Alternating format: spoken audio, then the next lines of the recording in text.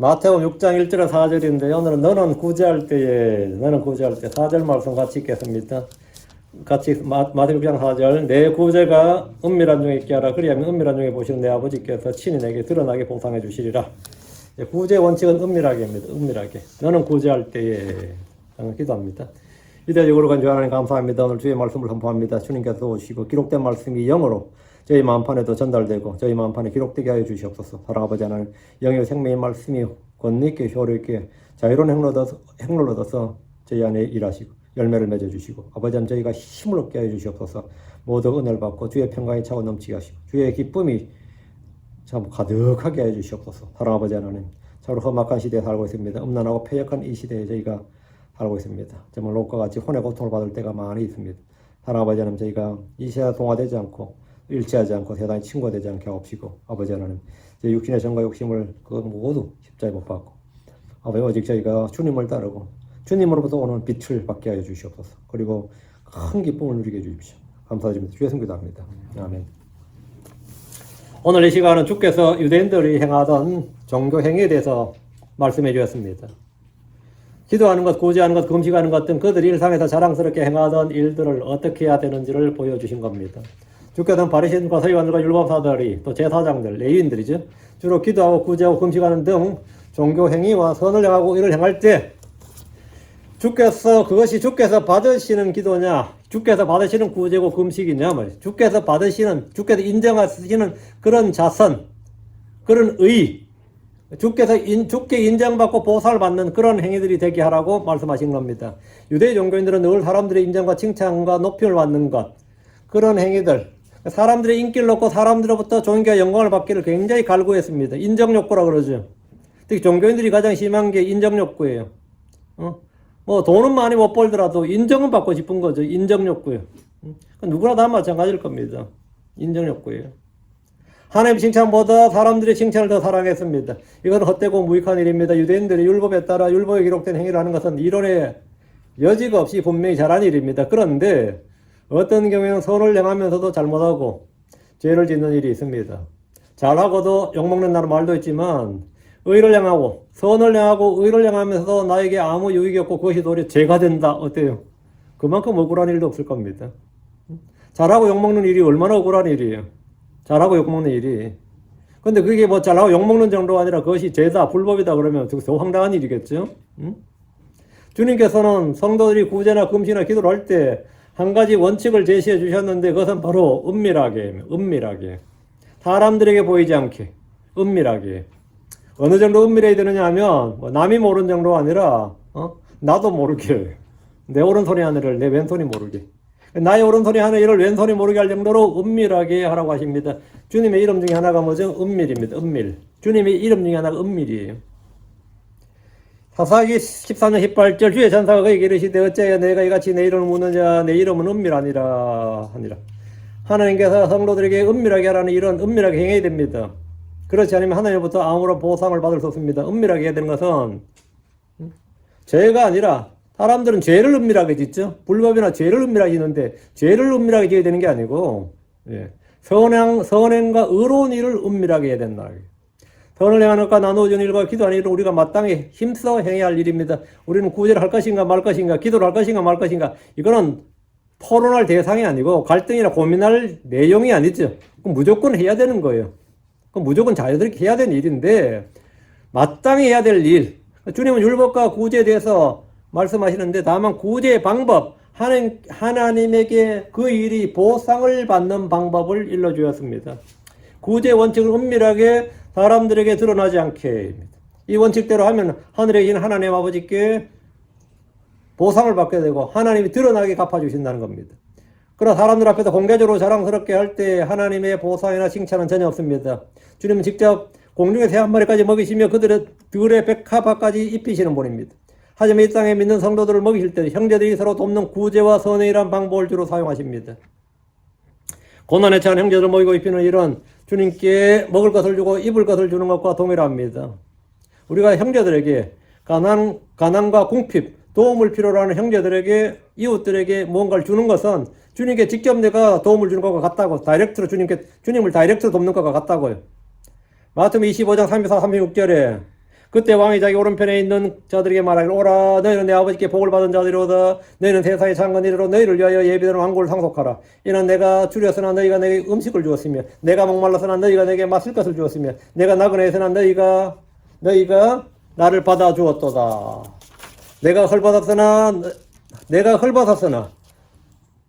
너희가 내게 옷을 입혔으며 내가 병들었으나 너희가 나를 찾아왔으며 내가 감옥에 갇혔으나 너희가 내게 왔느니라. 언제 우리가 주님께 이렇게 했냐고요. 내 이 작은 자들 중 하나에게 너 이웃 중에 하나에게 내 형제들 중 하나에게 한 것이 바로 나한테 한 것이다 이거예요. 우리가 하늘에 계신 주 예수 그리스도를 직접 먹이고 입히고 대접할 수 있는 일이 구제입니다. 그게 자선이고 선행이에요. 신약 성경에서 구제는 나누어 주는 것, 선을 행하는 것이란 말과 동의어로 사용됩니다.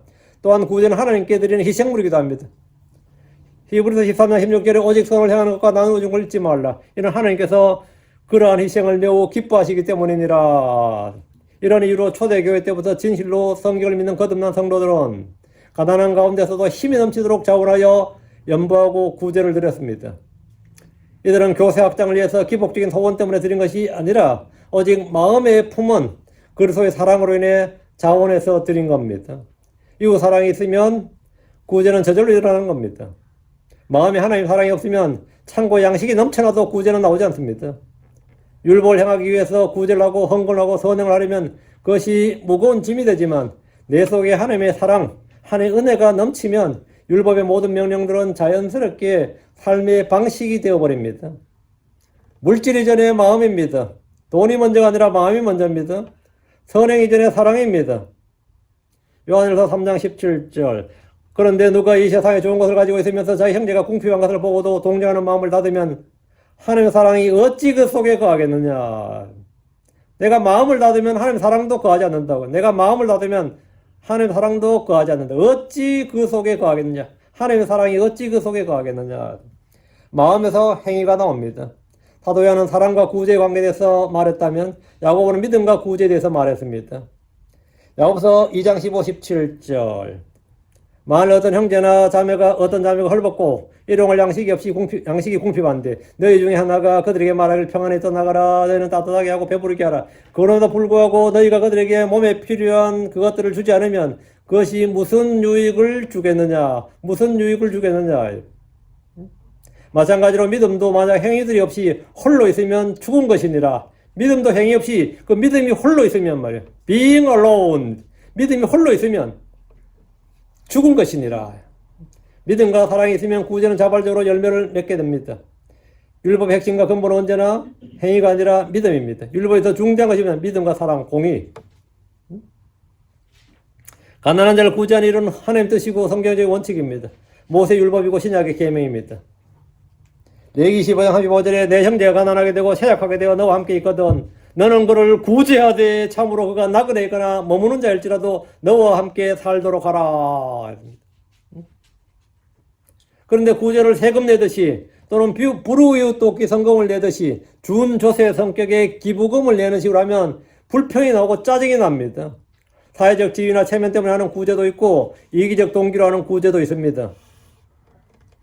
자기 이름을 내기 위해서 선을 행하고 구제하는 이들도 많이 있습니다. 그들은 방송에 나오고 신문사를 찾거나 가족 기자들을 불러서 구제합니다.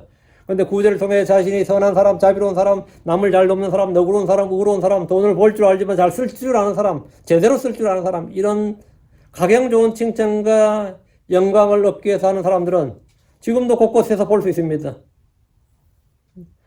그 전에도 테드 터너라든가 10억 달러를 유엔 어디 냈다. 야, 돈 잘 쓰는 사람. 내가 볼 때 헛짓하는 것 같던데. 막 칭찬을 막 그렇게 하더라고요. 그런 사람들한테 누가 했다 그러면, 전부 다 아주 부자치고는 그런 거 하죠. 칭찬한다고요. 세상 사람들이 그렇게 하는 것은 관여할 일이 전혀 아닙니다.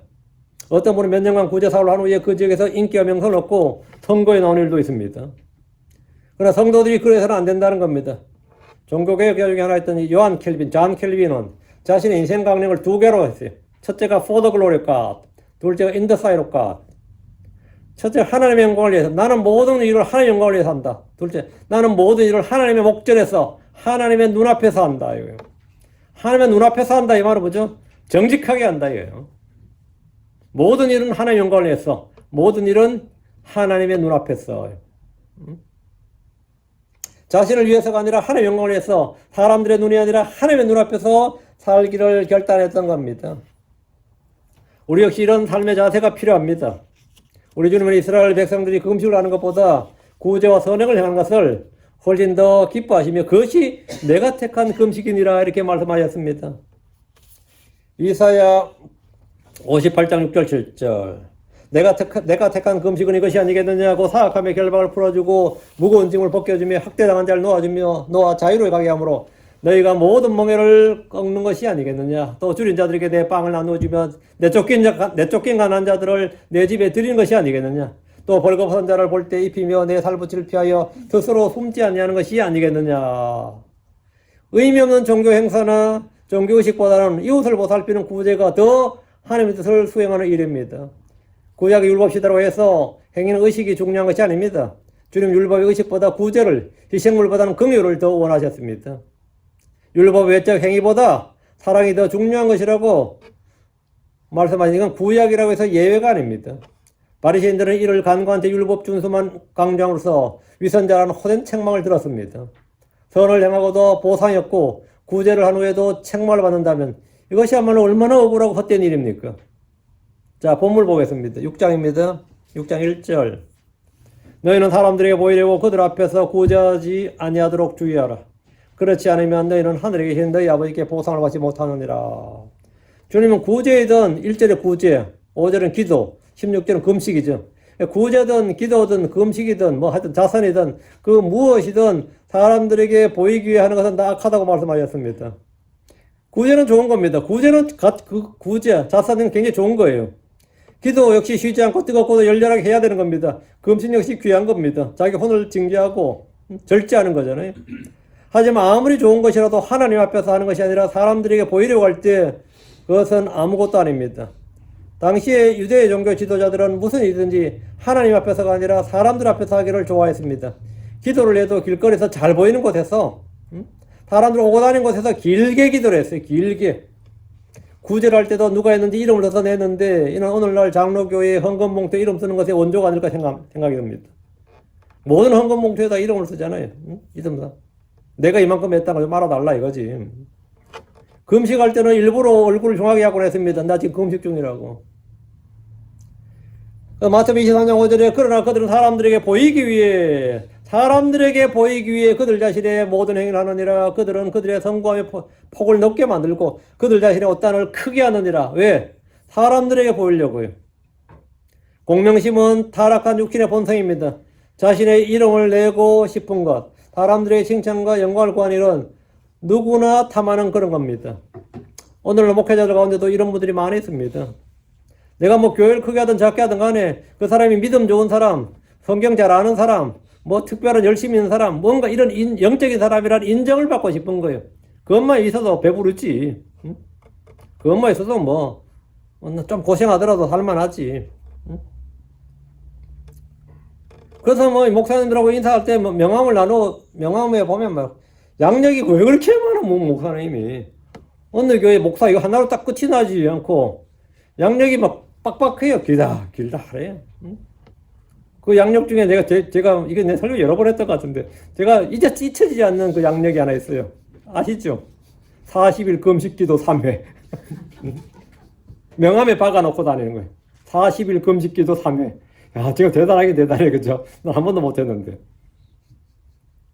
그거 못하고, 야, 3번이나 하셨어요. 40일 금식기도 3회. 그게 뭐 평생의 자랑이에요. 40일 금식기도 3회. 그게 딱 적혀 있는 거예요. 자신의 믿음과 영성을 그런 행위로 인정받고 보상받으려 하기 때문입니다. 인정받고 보상받으려 하기 때문에.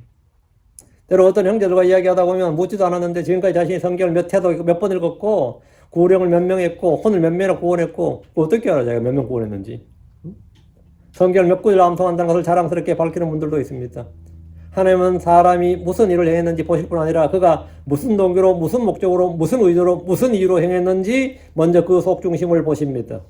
주님께서 마음을 시험하시기 위해서 사람들 사이에 칭찬을 받게 하실 때도 있고 멸시와 수치를 당하게 하시는 때도 있습니다. 사람들에게 보이기 위해 이 말씀 이 사람들에게 보이기에 한 일이면 사람들의 칭찬에 쉽게 교만해지고 사람들이 욕할 때, 사람들이 나를 인정해주지 않을 때 쉽게 나는 낙담하고 절망할 겁니다. 어떤 때는 자신을 알아주지 않는다고 분노할 겁니다. 그러나 하나님 앞에서 은밀히 한 일이라면 사람들의 시선에 전혀 개의치 않을 겁니다. 교회에서 많은 사람들이 실족하는 이유 중에 하나가 뭘 같아요? 내가 한 일에 자꾸 사람들이 토를 달고 나를 인정하지 않고 오히려 욕을 한다 이거예요. 그러면 다 실족합니다. 대부분 다 교회 문제가 뭐 교리 문제라든가 뭐 그런 거 아니에요. 대부분 다 인정에 관한 겁니다. 내가 인정을 받느냐 못 받느냐. 내가 인정받지 못한다는 생각이 들면 뭡니까? 마음이 떠나게 돼요. 마음이 떠나면 나 몸이 떠나지. 그리고 나를 인정해 주는 것을 찾게 되는 거지. 나를 인정해 주는 것. 나를 좀 믿으면 사람을 인정해 주는 것이 없나 말이지. 그런 것을 찾게 돼요. 그리고 또 그런 사람끼리 모이게 되고, 그리고 서로 칭찬하고, 서로 같이 욕하고, 뭐 이런 겁니다. 우리가 하나님 앞에서 은밀히 행한 일이라면 사람들의 시선에, 사람들의 인정에, 뭐 칭찬에, 아니면 그 욕설, 비난에 아무런 상관이 없습니다. 개의치 않을 거다 이 말이죠. 구제한 일은 분명히 주님의 뜻입니다. 구제한 일은 좋은 일이고 칭찬받을 일입니다. 그러나 동기와 목적이 자신의 영광을 구하는 것이라면 그것은 아무것도 아닙니다. 그건 nothing이에요. 사람들에게 보이려고 그들 앞에서 하는 구제라면 하나님과는 아무런 상관이 없는 겁니다. 그건 사람들 앞에 자기가 좋아서 하는 거예요. 선을 행할 줄 알면서도 아무 일을 하지 않는 것도 죄지만 선을 행하면서도 하나님께 아무런 보상이 없는 선행과 구제가 바로 사람들에게 보이려고, 사람들에게 보이기 위해 이겁니다. 사람들에게 보이려고 하는 일입니다. 우리는 모두 주님이 주시는 보상을 바라고 사는 사람들입니다. 이 땅의 부와 명예가 우리의 소망이 아닙니다. 우리가 사람들에게 보여줘야 될 것이 있어요. 주님께서 보여주란 거죠. 믿음의 행위로 믿음을 보여줘야 되죠. 사랑의 수고로 사랑을 보여줘야 됩니다. 그렇죠? 우리가 오래 참으면 절제를 보여줘야 돼요. 온유함을 보여줘야 되고, 우리는 사랑을 보여줘야 되죠. 그런 거 보여줘야 되는데, 구제나 금식이나 기도나 선행 이런 거 보여주는 게 아닙니다. 로마 8장 4절에 이는 우리가 소망으로 구원을 받았기 때문이라. 그러나 보이는 소망은 소망이 아니니라. 이는 사람이 보는 것을 어찌하여 그가 여전히 소망하리요. 우리는 보이는 거, 보여주는 거, 여기에 보는 것을 어찌하여 그가 여전히 소망하리요. 고린도서 4장 18절. 그런데 우리는 보이는 것들을 바라보지 아니하고 오히려 보이지 아니한 것들을 바라보나니 이는 보이는 것들은 잠깐이 들 뿐이나 보이지 아니한 것들은 영원하기 때문이니라. 지금 당장 눈에 보이고 귀에 들리는 사람들의 칭찬과 인정과 명예와 영광보다 저 하늘에서 그리스도의 심판대에 얻게 될 영광을 소망하고 그때 받게 될 보상에 관심을 두는 겁니다. 성경의 믿음의 선진들, 소위 믿음의 영웅들이 육신의 길, 세상의 길을 버리고 믿음의 길을 택한 데는 하나님 주시는 보상, 하나님 주실 보상에 대한 관심이 무엇보다 더 컸습니다. 모세가 왜 고난의 길을 택했습니까? 가만히 있었으면 바로의 딸의 아들, 왕자잖아요. 이집트의 왕자잖아요. 근데 왜 고난의 길을 택했냐고? 하나님께서 주실 보상에 관심을 두었기 때문입니다. 히브리서 11장 26절에 그리스도의 치욕을 이집트의 보아들보다 더 큰 점을 여겼으니 이는 그가 주께서 보상의 보답을 존중하였기 때문이니라. 모세의 관심은 이집트의 보아가 아니었고 세상의 명예가 아니었습니다. 모세는 주께서 보상해 주시는 일에 관심을 두었습니다. 보상을 바라보는 믿음이야말로 참된 믿음. 이게 진짜 참된 믿음이에요. 하나님께 인정받는 믿음입니다. 하나님께서 주시는 보상에 아무런 관심이 없다는 그리스도인들은 사실 헛소리고 헛된 믿음의 소유자에 지나지 않습니다. 다윗이 골리앗을 대적에 싸울 때 내게 줄 보상이 무엇이냐, 어떤 대우를 받느냐 했어요. 내가 싸우러 나가기 전에 내게 줄 보상이 뭐냐 이거예요. 내게 줄 보상이 뭐냐. 사무엘상 17장 26절에 이 필리스틴 사람들을 죽여 이스라엘에게서 수치를 제거하는 그 사람은 어떻게 되느냐, 보상이 뭐냐 이거예요. 다윗은 싸울 때 자신에게 돌아올 보상에 관심이 있었습니다. 아사가 계획 정책을 수행하려 할 때 하나님의 예언자 오셋을 보내 이렇게 말씀하였습니다. 그런즉 너희는 스스로를 강하게 하며 너희 손이 약해지지 않게 하라. 이는 너희 일에 보상이 있기 때문이니라. 너희 일에 보상이 있대. 우리가 하는 모든 수고, 모든 일에 보상이 있습니다. 이 말을 들은 아사는 용기를 내고 우상들을 제거하고 주의 제단을 재건했습니다. 성도들은 모두 하나님이 주실 보상을 바라보고 믿음의 길을 경주하고 믿음의 선한 싸움을 싸우는 겁니다. 바울을 보십시오. 디모데후서 4장 7절 8절 내가 선한 싸움을 싸우고 나의 달려갈 길을 마치고 믿음을 지켜 선 적 이후로는 나를 위하여 의의 왕관이 예비되어 있나니 주 곧 의로우신 심판자께서 그날의 것을 내게 주실 것이요 내게만 아니라 그분의 나타나심을 사랑하는 모든 자들에게도 주시리라. 하늘에 보화를 쌓는 삶을 산 사람들이 바라는 것은 하늘에서 받게 될 보상입니다. 더 좋은 부활을 얻고자 하여 고문을 당하되 풀려나기를 원치 않는 이들도 있었습니다. 끝까지 달렸는데 보상이 없고 또 다 싸워 이겼는데 아무런 보상이 없다고 생각해 보십시오. 허무한 일이죠. 우리가 왜 달렸던가, 왜 그런 삶을 살았던가 싶잖아요. 무엇을 위해 싸웠던가 단식하지 않을 그런 선수, 그런 군사가 없을 겁니다. 후회하지 않는 군사가 없을 거예요. 주님은 성도들에게 보상을 약속하셨고 보상을 위해 힘써 일하라고 하셨습니다. 보상이 없다면 주님께서 왜 힘써 일하라고 하셨겠습니까? 보상에 대한 소망과 믿음이 없는 이들이 그 신앙이 세속적이고 육신적으로 타락할 수밖에 없습니다. 그러나 보상에 대한 믿음이 내 안에 자리 잡고 강하게 될 때 세상을 기꺼이 버리는 순교자적 신앙으로 자라나게 됩니다. 여러분 언제나 주님의 영광, 주님의 보상, 주님 내게 주실 어떤 유업, 상급 여기에 관심을 가져야 됩니다. 여기에 관심을 둬야 돼요. 지금 여러분의 관심이 어디 있느냐를 한번 생각해 보세요. 여러분의 관심이 어디 있냐? 온통 땅에 있는 것들밖에 없어요. 늙어서 내가 좀 건강하게 살다 죽었으면 싶고, 자식들 좀 잘 됐으면 싶고, 뭐 자식감 다 손주들 보면 손주들 잘 됐으면 싶고, 이게 다야. 한국 사람은 3대 동당이라잖아요. 3대가 잘 되면 더 바랄 게 없다 이 말이에요. 왜? 4대까지 보통 못 살거든 자기가. 보이는 거는 3대까지 보이니까. 위로도 내가 3대까지 보고 아래도 보통 3대까지 볼 수 있단 말이죠. 그래서 3대가 잘 되면 나는 뭐 문제 없다. 그게 복이라고 생각해요. 그건 전부 땅에 있는 일, 땅에 있는 이것만 보고 늘 주님께 기도를 하지. 기도를 하고. 그게 인생의 전문가 같이 보이지만 우리의 관심은 언제나 하늘의 보상, 하늘의 상급, 하늘의 영광, 이 하늘의 뭐에, 하늘에 있는 것들에 저희가 애착을 둬야 됩니다. 하늘에 있는 것들에.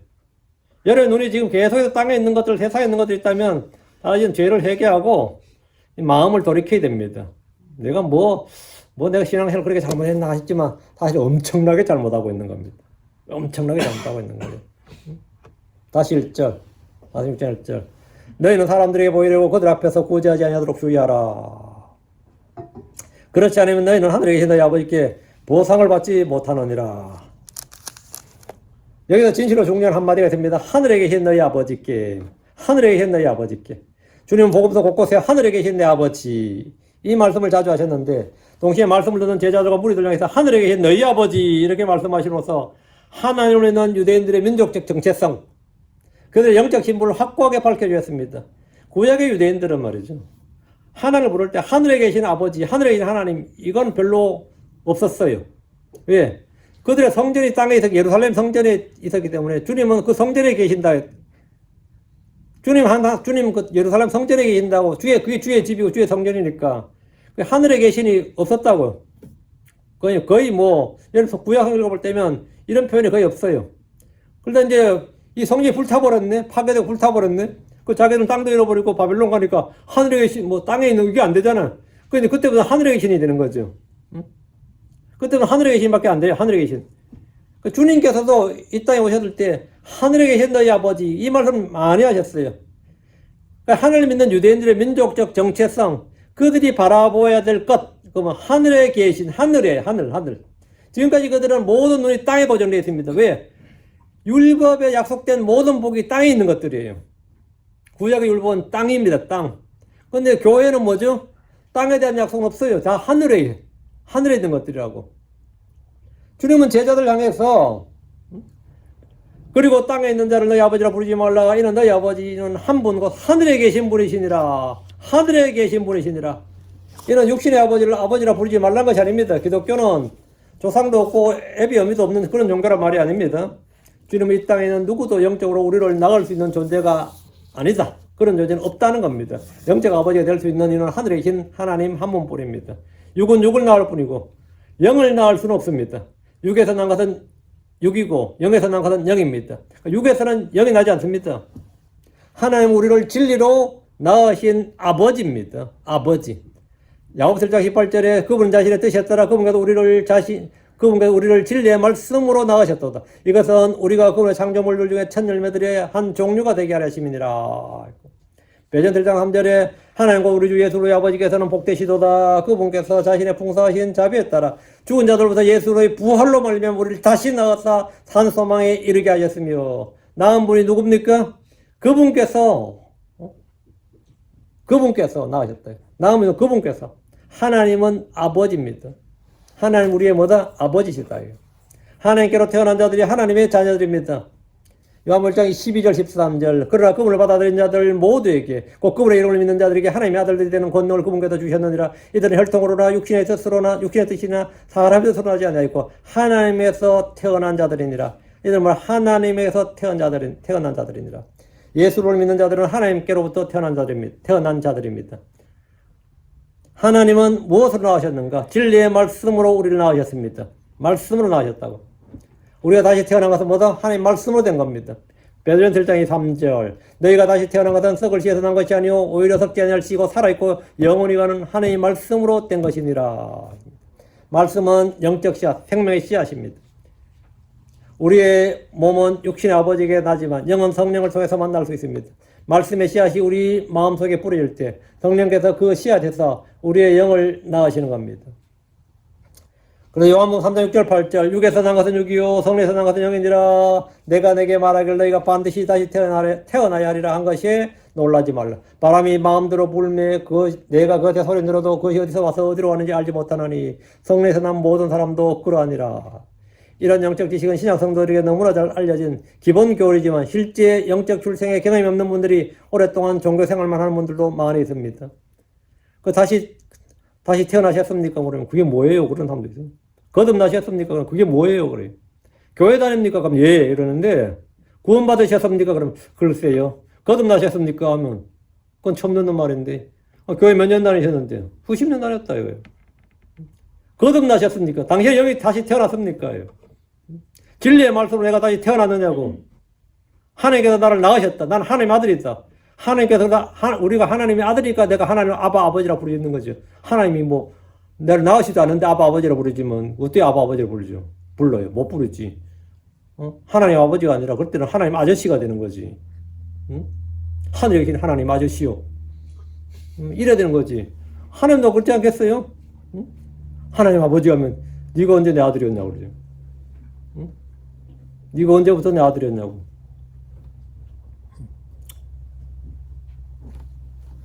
이 영적 지식은 말이죠. 이런 영적 지식, 진리의 지식, 하나님 아는 지식, 이런 지식, 그건 굉장히 중요한 거죠. 대부분의 유대인들은 자신들을 하나님의 자녀로 생각하고 있었습니다. 왜? 아브라함의 씨니까. 아브라함의 자녀고 하나님 우리의 주시다. 하나님 우리의 아버지시니다. 이렇게 구약 성경을 통해서 알고 있었어요. 육신적으로 아브라함의 자녀였고 모세 율법을 지키고 있었고 성전 예배를 드렸기 때문입니다. 할례 언약을 받았단 말이죠. 이는 요한복음 8장 41절에 분명히 나와 있습니다. 요한복음 8장 41절에 이 애거들이 그분께 말하기를 우리는 음행에서 낳지 않았고 우리에게는 한 아버지 곧 하나님이 계시느니라. 우리에게는 한 아버지 곧 하나님이 계시느니라. 무슨 말이에요? 하나님이 우리의 아버지다 이거예요. 그런데 무조건 유대인이라고 해서 다 하나님의 자녀가 되는 것이 아닙니다. 예수를 믿지 않고 배척하는 이들 향해 주님 단호하게 너희는 너희 아비 마귀에게 속하였으며 또 너희 아비의 욕망들을 너희가 행하느니라. 너희는 뭐라고요? 너희 아비 마귀에게 속하였으며 또 너희 아비 마귀라잖아요. 우리는 하나님 아버지라는데 주님께 너희는 너희 아비 마귀다. 너희 아비의 욕망들을 너희가 행하려 하는도다. 이들은 예수를 믿음으로 하나님의 자녀가 될 수 있는 특권이 있음에도 불구하고 하나님의 아들이신 예수를 거부하고 배척하면서 마귀의 자녀가 된 겁니다. 세리와 창개들도 믿어서 하나님의 자녀가 되었지만 정작 바리새인들과 서기관들과 레위인들은 또 율법사들은 말이에요. 마귀의 자녀가 되었습니다. 하나님의 아들 예수를 거부하고 믿지 않았기 때문입니다. 하나님의 자녀들은 하나님의 아버지의 말씀을 듣습니다. 그분의 나신 분을 영접합니다. 그리고 그분의 나신 자들을 사랑합니다. 그것이 내가 하나님의 자녀란 표지감, 그게 표적이입니다. 그게 사인이라고요. 그게 마크예요. 표라고. 내가 하나님의 자녀라 표적이 뭐냐? 하나님의 명령을 살아가고 따르려고 한다. 지키려고 한다. 하나님의 말씀을 듣는다. 예수 믿으면 특징이 뭐냐? 하나님의 말씀을 듣는다. 하나님의 말씀을 듣는다. 하나님의 말씀을 듣고 싶고 하나님의 말씀을 사모하게 돼요. 그게 예수 믿는 사람 첫 번째 특징입니다. 그리고 하나님의 난 자들을 찾아요. 나 외에도 하나님 남자가 있을 거 아니야. 하나님 남자들 그 모임을 찾는다고. 그 모이기를 푼다고요. 하나님의 난 사람들을 사랑하고, 하나님의 난 사람은 하나님을 사랑하고, 그분에서 나는 형제들을 사랑합니다. 사도 요한은 병아리 암수 구분하는 감별법보다 더 쉽게 하나님의 자녀와 마귀의 자녀 감별법을 말씀했습니다. 기록해뒀어요. 요한일서 5장 1절 누구든지 예수님께서 그리스도의 힘을 믿는 자는 하나님에서 태어났느니라. 또 낳으신 그분을 사랑하는 모든 자는 그분에서 난 자도 사랑하느니라. 두 가지다 이거예요. 두 가지로 그 사람이 크리스천인지 아닌지, 하나님에서 난 자인지 그냥 종교인지 알 수 있다 이거예요. 누구든지 예수님께서 그리스도의 힘을 믿는 자는 하나님에서 태어났느니라. 내가 예수가 그리스도의 힘을 내가 믿는다고.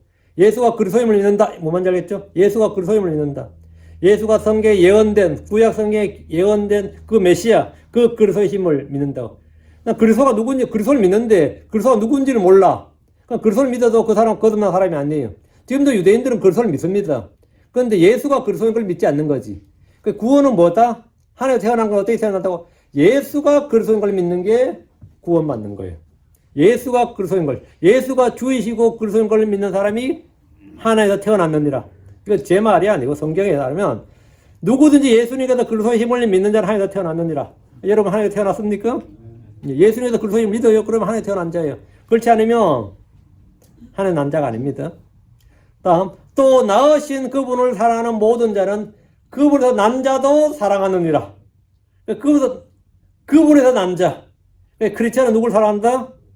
크리스천을 사랑한다고요. 이단들도 보면 말이죠. 자기들끼리는 엄청나게 뭉칩니다. 진짜 뭐 하나님의 교회든 뭐 이상한 뭐 신천지든 무슨 구원파든 무슨 교회든 간에 그들은 진짜 그 본드처럼 결합이 돼요, 보면. 그 외부의 충격도 그래서 괜찮은 겁니다. 뭐 이단 소리 듣든 삼단 소리 듣든 간에 그들은 잘 모이고 잘 뭉쳐요. 요한적인도 마찬가지고 몰몬교도 마찬가지고 안식교도 다 마찬가지. 그래서 제가 이건 내가 어떤 분하고 이야기했는데 제가 딱 보니까 한국교회에다가 킹제임 성경 한 권 딱 던져주니까 사람들이 지들끼리 물고 뜯고 싸우고 맨날 그것만 하더라 이거예요. 뭐 한 권 딱 던져주니까 한편으로 생각해보니까 이제 그때부터 이놈들 전도도 안 하고 맨날 서로 뭐가 맞니 옳고 하니 이것만 가지고 싸우고 막 다투고 막 욕하고 막 지들끼리 다 하는 거야. 잘해. 한 20년 30년 전에 그게 좀 찍어. 또 새로운 여권을 하나 또 내주는 거야. 또 막 싸워 지들끼리. 한편으로는 그래요. 이게 진리이기 때문에 그렇게 다툼이 있고 싸움이 있다고 생각할 수도 있고요. 이게 진리가 아니라면 뭐 진리이기 때문에. 한편 생각하면 이 폐해가 말도 못해요. 한편으로는 생각하면. 진짜 교회가 해야 될 일, 그게 뭐죠? 예. 그리스도의 힘을 믿는 건 믿는 거고 이미. 나으신 그분을 사랑하는 모든 자는 그분에서 난 자도 사랑하느니라. 이게 우리 이 독립침략의 킹제임 성경 믿는 이 교회는 말이죠. 전부 다 성도의 모래알갱입니다. 성도와 성도의 이게 끈끈함이라든가 이 접착력이 전혀 없어요. 이단들은 접착력이 굉장히 강해요. 그들끼리. 그래가지고 뭐 진짜 전국이 나의 교구야. 그 형제 자매들 보면 전화를 가서 상담할 때도 어느 집회 한번 있어도 이번 집회 있다 해가지고 서울 사람이 대구까지 가가지고 데려오고 막 그래요. 근데 그것도 별것도 아니야. 그 사람들이 자연스러운 일이야. 근데 이쪽은 어떤지 알아요? 누가 이번에 저한테 전화, 목사님 제가 일요일은 못 가고 토요일은 참여하게 됩니까? 제가 뭐라 했을 것 같아요? 아니, 뭐 하려고 오세요? 그랬다니까. 야, 씨, 내가 황당, 이 목사도 저 또라이지. 아, 감사합니다. 오세요. 그러지 않고 내가, 아니, 뭐 하려고 오세요? 뭔데? 오지 마세요. 내가 그래. 아, 전화 끄고 나니까 내가 또라이인가? 오긴 뭐 하려고 와요? 그냥 인터넷으로, 온라인으로 오세요. 요즘 우리 교회에서도 그래요, 제가. 아, 수요일 날 오겠잖아. 아, 뭐 하려고 와요? 밤에 어두운데. 되게 이런데. 운전 조심하. 제가 오히려 걱정해요. 오지 마세요. 오긴 뭐 하려고 와. 집에 듣지. 지금 이러고 있어요. 이단들은 안 그래요. 진짜 잘 모이고, 또 그들끼리 이단 3단 소리 들어도 그들 간에는 뭐가 있어요. 그들 간에는. 그러니까 뭐 완전히 막 하나처럼 되지. 우리 요한일서 5장 1절 보면 앞은 분명히 되는 것 같아. 누구니 예수님보다 그리스도임을 믿는 자는 하나님에서 태어났는데 이건 분명히 왔는데 지가 잘하는데 또 나으신 또 이게 N되거든. 또 나으신 그분을 사랑하는 모든 자는 그분 남자도 사랑하는지라. 이렇다잖아요. 근데 이거 보면 또 의심들어. 앞에 보면 맞나 싶기도 하고 뒤를 보면 아닌가 싶기도 하고 이래. 진짜 구원받은 게 맞나 이거 아닌가 싶기도 하고 뭐 이런 거예요. 하늘에 계신 너희 왕, 하늘에 계신 너희 하나님이 아니라 하늘에 계신 너희 아버지 했거든. 주님께서 하늘에 계신 너희 왕, 하늘에 계신 너희 주, 하늘에 계신 너희 하나님. 이게 정상이죠. 근데 지금 본문은 뭐래? 하늘에 계신 너희 아버지, 너희 아버지. 이 말씀으로 얘들이 하나님의 자녀라는 사실을 인정해 주신 겁니다. 너희 아버지에 지금 너희는 뭐가 되는 거죠? 하나님의 자녀가 되는 거잖아요. 그렇다면 이 말씀이 무슨 말씀이 산상수인 누구에게 주는 말씀이란 거예요? 하늘에 계신 너희 아버지라고 말하는 순간에 하나님의 자녀들에게 준 말씀이 되는 거죠. 이 본문 말씀 자체가. 이 말씀이 하나님의 자녀들이 주시는 말씀이고 하나님의 자녀들이 행해야 할 일임을 말씀하신 겁니다. 우리는 언제나 이 관계성을 잊어서는 안 됩니다. 하나님이 나의 아버지라는 사실이 영적 생활의 근간이고 기초입니다. 아들은 아버지의 성품을 담고 아버지의 일을 합니다. 하나님 나의 아버지가 아니라면 우린 버림받은 자고 저주받은 자 그 이상도 그 이하도 아닙니다. 하나님 나의 아버지라면 하나님 나를 자녀로 대하십니다. 2절입니다. 그러므로 너는 너의 구제를 위선자들이 사람들로부터 영광을 얻으려고 회당과 거리에 사는 것처럼 내 앞에 나팔을 불지 말라. 진실로 내가 너에게 말하노니 그들은 그들의 보상을 받았느니라. 내 앞에 나팔을 불지 말라. 이거 뭐 말이에요? 떠벌리고 다니지 말라 이 말이에요. 응? 자랑하고 다니지 말라고. 사람들 앞에서 보이는 구제 행태가 나오는데 이거 미국은 기부 문화가 굉장히 발달해 있습니다.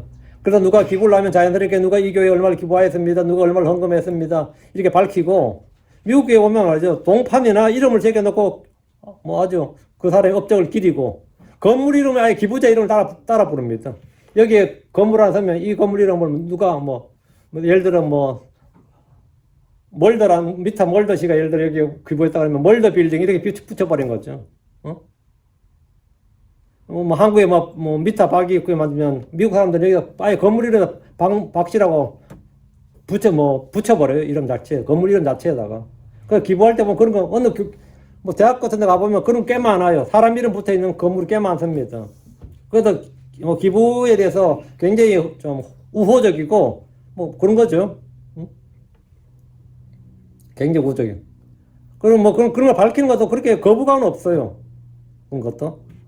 부자들이 자신의 이름을 알리고 인기를 얻고 높이를 받기 위해서 기부하는 일도 굉장히 훌륭한 일이에요. 그 자체도 나쁜 건 아닙니다. 이런 행위는 칭찬받아 마땅한 일입니다. 주님은 그들이 사람들의 영광을 받았으면 이미 그 자체로 자기 보상을 받았다고 하신 겁니다. 사람들의 영광을 받으면 주님을 잊기 어렵습니다. 요한복음 5장 44절에 너희가 서로 존귀를 받고 또 하나님으로부터 존귀를 받고 또 하나님으로부터만 나오는 존귀는 구하지 아니하니 너희가 어찌 믿을 수 있겠느냐. 돈을 사는 것이 모든 악의 뿌리고 사람을 누려하는 것이 사람을 두려워한 자가 올무에 걸리듯이 재물을 신뢰한 자가 하나님 왕국에 들어가기 어렵듯이 사람들로부터는 존귀와 영광을 구하는 건 역시 주를 믿기 어렵습니다. 우리는 하나님 앞에서 인정받는 일꾼이 되어야 됩니다. 하나님께 인정받는 일꾼. 하나님께 인정받는 일꾼. 자, 3절. 그러나 너는 구제할 때 내 오른손이 하는 것을 내 왼손이 모르게 하라. 이것이 구제의 원칙입니다. 구제를 하되 구제를 할 때 오른손이 하는 것을 왼손이 모르게 하라는 겁니다. 자기 자신도 구제한 사실을 잊어버리라는 겁니다. 자신이 한 일을 오랫동안 마음에 담고 있으면 그것을 입 밖으로 내게 되고 자기 의를 드러내려고 합니다. 자랑하려고 합니다. 구약의 3대 의인 중에 하나라고 일컫는 욥을 보십시오. 그는 매우 의로운 삶을 살았고 늘 구제와 선행에 최선을 다했던 삶을 살았습니다. 그건 정말 의로운 사람이었어요. 욥이 의인이라 일컬어 받는 데는 이런 구제와 선행이 늘 뒤따랐기 때문입니다. 늘 함께 했습니다. 그는 이제 욥기 31장 19, 20절에 보면 만일 내가 어떤 사람이 옷이 없어 죽거나 가난한 사람이 덮을 것이 없이 죽는 걸 보았다면 만일 내가 내 양털로 그를 따뜻하게 하지 아니하여 그의 허리가 나를 위하여 복을 빌게 하지 아니하였더라면 이게 뭔 말이에요? 어떤 사람이 가난하고 춥고 헐벗었는데 내가 내 양털로 그를 따뜻하게 하지 아니하여 그의 허리가 나를 위하여 복을 빌게 하지 아니하였더라면 허리가 나를 위하여 복을 빈다는 말은요 굽신굽신한다는 거예요. 경의를 표하는 게 이 허리가 그의 허리가 나를 위하여 복을 빌게 하지 아니하였다면 내가만 누구에게도 그렇게 선행을 베풀지 않았다면 말이에요. 그건 하나님부터 오는 어떤 재앙도 달게 받을 뿐 아니라 도리어 원한다고 했습니다. 요 말할 욥기 31장 22절에 내 팔이 어깨뼈에서 떨어지고 내 팔이 뼈에서 떨어져 부서지기를 원하노니, 부러지기를 원하노니. 그럼 내 몸이 다 살살 조각 나더라도 상관없다. 내가 그런 의를 행하지 않고 선을 행하지 않았더라면. 그 정도로 자신 있게 말했어요. 욥기 31장 22절에 낯선 자가 거리에 머물지 아니하였고 내가 나그네에게 문을 열어주었노라. 난 늘 구제와 선행에 최선을 다했다 이거예요. 욥의 이런 삶은 그가 평소에 구제와 선행에 얼마나 힘쓰고 이웃들을 위해서 얼마나 자선을 베풀었는지 의롭게 살았는지를 보여주는 겁니다. 그런데 문제가 뭐냐? 자신이 이렇게 한 이런 모든 일들을 늘 마음속에 생각을 하고 깊이 뭐라고? 내 마음에 기록해 두고 있는 거예요. 내가 얼마나 좋은 일을 많이 했는지를 늘 기억하고 있어요. 욥은 언제라도 자신이 언제 어디서 누구에게 무슨 선한 일을 했고 얼마를 기부했고 구제했는지를 다 기억할 수 있었습니다. 덕분에 그것이 자기 의가 되고 자기 의를 주장하고 드러내고 말았습니다. 오른손이 하는 것을 왼손이 모르게 한 것이 아니었습니다. 우리 남에게만 은밀한 것이 아니라 자기 자신조차도 잊어버려야 됩니다. 오른손이 한 일을 내 왼손이 모르게 하라. 어떻게 모르게 돼요? 어떻게 오른손이 한 일을 왼손이 모르죠? 내가 한 일을 내가 잊어버리면 돼요. 그럼 오른손이 한 일을 오른손도 몰라. 누가 나중에 감사합니다 그러면 무슨 일로 그러시죠? 뭐 해줬다 그러면 내가 언제 그런 걸 했죠? 나도 잊어버렸다고. 응? 나도 잊어버렸다고. 근데 이제 우리 육신은 그렇죠. 해준 거는 언제나 기억하고 받은 거는 잘 까먹지. 보통 그렇죠. 우리는 남에게만 은밀해야 되는 것이 아니라 자기 자신조차도 잊어버리라는 거예요. 그러나 유대 율법주의자들은 율법을 배우고 가르치고 행하면서 율법 속에 있는 이런 내용은 전혀 알지 못했습니다. 하나님께서 영을 달아보시고 속 중심을 살피시는 분이라는 사실을 성경을 통해 듣고 배웠지만 하나님의 평가, 하나님의 인정, 하나님의 보상보다 사람들의 평가와 사람들의 인정과 사람들로부터는 존귀와 영광을 구했습니다. 하나님을 믿는다면 하나님 앞에서 부끄러울 것이 없는 일꾼, 하나님이 신실하다고 인정하시는 그런 일꾼이 되도록 해야 됩니다. 4절, 마태복음 6장 4절, 그리하여 너의 구제한 일이 드러나지 않게 하라. 그리하면 은밀히 보시는 내 아버지께서 친히 내게 드러나게 갚아주시리라. 이게 하나의 보상이다 이거예요. 구제는 자기 선, 자기 의를 드러내고 사람들의 인정을 받기 위해 가장 쉬운 방법 중 하나입니다. 선을 행하는 것과 나누어준 것은 우리도 힘써 해야 될 일입니다. 우리는 손수 일을 해서 궁핍한 자와 연약한 자와 가난한 자들을 도와야 됩니다. 이것은 의를 뿌리는 일입니다. 자녀들에게 복을 상속해주는 일이에요. 내가 자녀들에게 복을 상속해주고 싶다. 그럼 의를 뿌리라고요. 이 일을 할 때 주의할 것이 있다. 그러면 드러나지 않게 은밀하게 하라는 겁니다. 하나님은 드러나게 갚아주십니다. 언제 갚아주신다고? 이 땅에서가 아니라 심판 때, 저 하늘에서입니다. 그게 그리스도의 심판석에서 보상입니다. 우리가 은밀하게 행한 일이 언제 드러나나 보십시오. 고린도전서 4장 5절. 그러므로 때가 이르기 전에 곧 주께서 오시기까지 아무것도 판단하지 말라. 그분께서 감추어진 어둠의 일들을 빛으로 밝히시고 마음의 의도들을 드러내시니 그때야 그래서 심판석에서 말이야 비로소 각 사람이 하나님으로부터 칭찬을 받으리라. 그때야. 물론 이 땅에서 우리는 충분히 하나님께서 주신 은혜로 말미암아 하나님 우리에게 충분히 뭘 갚아주실 수 있어요.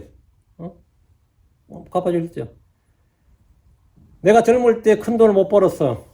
근데 그 사람이 70이 되고 80이 돼서 꼿꼿해. 하나님이 큰 돈 벌게 해주신 겁니다. 여러분 어떻게 생각해요? 젊을 때 엄청 큰 돈 벌었어. 70이나 80이 다 들어 누워있어. 그리고 요양원에 보내든지 아니면 24시간 케어를 받고 있어. 어떻게 생각해요? 어느 게 복을 더 많이 받은 것 같아요? 여름이 80이 넘고 90이 넘고 꼿꼿해. 내 발로 내가 걸을 수 있어. 그리고 내 목으로, 내 혀로, 내 입에서 내가 직접 음식을 삼킬 수 있어. 입을 수 있어. 복 터진 겁니다. 내 혼자 내 침대까지 가서 걸어가서 누울 수 있고 내 혼자 아침에 내 힘으로 일어날 수가 있어. 야 누구야 와서 나 좀 이렇게 세워주라 안 하고 내 혼자 일어날 수 있어. 화장실을 내 혼자 갈 수 있어. 이거 엄청난 거예요. 하나님이 돈 안 주신 것 같아요. 엄청 주신 겁니다. 늙어서 한 20년 그렇게 해주면 여러분 젊을 때 몇십 년 연봉으로 20만 불, 30만 불 받는 것보다 더 큰 돈 받는 거예요. 더 큰 돈 버는 거예요. 주님께서 나 죽을 때까지만 해도 잘 보살펴 주시면 그거 복 터진 겁니다. 복 터진 거예요. 그거 살아서 땅에서 받는 보상이야. 근데 보살 생각 안 해서 문제지. 사람들이 보살 그걸 생각하는데 사실 그 엄청난 보상입니다. 내 하나 젊을 때 내 뭐 별거 없이 내 버는 돈 족족족 이래 써버리고 저래 써버리고 다 날려버리고 한 것 같아도 여러분 그렇게 하면 말이죠. 늙어서 그렇게 큰 돈 필요하지 않습니다. 늙어도 큰 돈 필요한 이유는 딱 하나입니다. 건강이에요. 늙어도 돈 필요한 이유는 딱 하나입니다. 건강입니다. 건강만 있으면 여러분이 늙어서 뭐 그렇게 하긴 큰 돈 필요하긴 하겠다. 내가 지금 한국 가서 내일 간다는 게 아득하거든요. 그 이코노미스 타고 13시간을 갈 생각하면 아우 나도 비즈니스 타고 누워서 가고 싶다. 늙으면 돈이 필요해요. 그래서 돈이 필요한 거예요. 그렇지만 나는 괜찮아. 건강해. 그럼 그 자체가 번 겁니다. 그렇게 안 가고 이렇게 살 수 있다면 그 자체가 큰 돈 번 거예요. 큰 돈 벌어요. 하나님께서 우리가 주시는 방법은 굉장히 다양합니다. 굉장히 다양한데 어쨌든 하나님께서 여러분에게 뭐 해주신다? 보상해 주시는 분임을 우리 뭐 했나? 믿어야 된다. 우리 하나님 계신 것도 믿어야 되지 뭐다. 그분께서 그분을 부지런히 찾는 자들에게 뭐 한 걸? 보상해 주시는 분임을 믿어야 한다. 하나님의 보상을 바라고 내가 계속해서 선행하고 뭘 하는 거예요. 하나님은 우리 속을 살피시고 우리 속 중심을 살피시고 우리의 영을 따라보시는 분이다. 그리고 우리의 모든 행한 일을 다 기록하시는 분입니다. 그러니까 여러분이 행한 하나도 빠지거나 뭐 여러분 뭐 미싱은 없어요. 하나님은 하나도 헛된 일이 없다고. 모든 일은 다 계산됩니다. 모든 일은 다 카운트가 돼요. 우리는 은밀한 허물이랑 은밀한 죄를 벗어버리고 대신 은밀하게 구제하고 은밀하게 기도하고 은밀하게 금식하는 하나님의 자녀가 되어야 됩니다. 너는 구제할 때에 이것이 그 당시에 유대 사회에서 종교인들이 가르치던 그 유대교회의 그 소위 말하는 제사장들이나 율법사들이나 서기관들이나 바리새인들이 가르치던가 너무나 다른 주님의 가르침이었습니다. 그들은 땅에서 사람들에게 인정받는 것을 복이라고 행했지만 하나님께서는 뭐냐? 사람들에게 아니라 하나님께 인정받는 하나님께 보이는 삶을 살라는 겁니다. 그것이 뭐냐? 그것이 율법의 바른 정신이고 율법의 취지고 목적이다 이거예요. 너는 그것을 바로 실행하라 이거예요. 그렇게 실행하라. 우리는 당연히 크리스천들로서 당연히 그렇게 해야 됩니다. 당연히 그렇게 해야 됩니다. 기도합시다. 늘 저에게 은혜를 풍성히 베풀어 주신 하나님께 감사합니다. 저희를 사랑해 주셔서 자신의 독생자를 주시고 자신을 또 우리를 사랑하사 또 자기 몸을 우리를 대신해서 희생함으로 주신 주님께 감사를 드립니다. 나를 사랑하사 나를 위해 자신을 주신 하나님의 아들을 믿는 믿음, 우리가 예수로의 믿음으로 삽니다. 하나님 아버지 하나님 또 저희가 주시는 말씀으로 태어났사오니 그 주의 말씀을 사모하고 또 주의 말씀으로 삽니다. 전능하신 주 하나님 저희에게 하나님의 말씀을 더 풍성히 허락해 주시고 은혜를 저에게 넘치도록 베풀어 주시옵소서. 주의 사랑을 쏟아부으시고 주의 성령을 더 풍성하게 주시옵소서. 오늘 말씀을 들은 모든 혼들을 기억하시고 하나님 복을 주시옵소서. 그리고 저희가 하나님의 사랑을 넘치게 해주시고 피차스로 뜨겁게 사랑하고 아멘 서로에게 서론하고 의를 하고 베풀기를 좋아하고 나누어주기를 좋아하고 서로 믿음의 선한 교제들을 할 수 있도록 해주시기를 원합니다. 전능자 주 하나님 저희가 인색함이나 탐욕에 얽매이지 않게 해주시옵소서. 아멘 저희가 의를 사랑하고 주께서 주시는 보상을 바라고 거기에 관심을 두고 또 주님께서 오실 그날에 저희가 행한 모든 일들이 드러날 테인데 저희가 주 앞에서 각자가 하나님 앞에서 회개복을 할 때 저희가 참 선하고 신실하고 의로운 그런 칭찬받는 자, 칭찬받는 종으로 그런 일꾼으로 인정받게 해주십시오. 믿음의 좋은 평판을 받게 해주시고 많은 상급 유업의 영광 상속을 받게 해주십시오. 감사드립니다. 주의 성기도합니다. 아멘.